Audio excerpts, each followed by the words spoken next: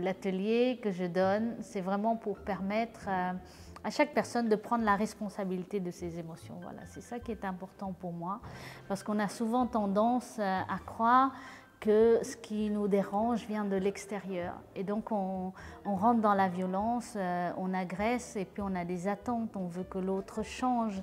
Et la communication non violente, c'est vraiment pour prendre soin de mes émotions et de voir que derrière, il y a des besoins et je suis responsable, au fait, moi seule, pour satisfaire ce besoin. C'est pour permettre à des gens de vivre de manière beaucoup plus consciente, sereine et calme. Vous allez me dire, je vous ai parlé d'esprit binaire alors que je suis en train de vous montrer quelque chose de très binaire là. Hein, le bien, le mal, le bien, on ne sait pas. En fait, ce n'est pas comme ça. On a ces deux parts en nous. Okay? C'est le travail qu'on va faire sur soi au quotidien qui va faire qu'on va être comme ça ou comme ça. Et là où c'est le plus chouette, c'est de comprendre, de vivre comme ça. De voir quand notre chacal apparaît, plutôt que d'aller bondir sur quelqu'un, eh ben je réveille ma girafe intérieure et j'écoute mon chacal. Ok, voilà, il s'est passé ça, donc comment moi je me sens, donc ça s'appelle de l'auto-empathie, donc s'écouter. La nouvelle génération, hein, c'est eux qui vont hériter de la Terre et je pense que c'est important qu'ils apprennent en fait que les souffrances, c'est pas quelque chose de fixe.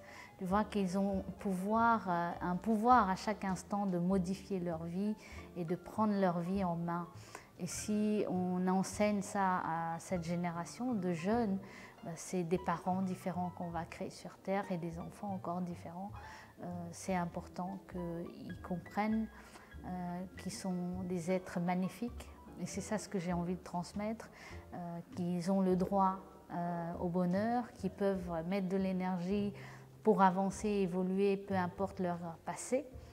Et donc ce public me parle beaucoup.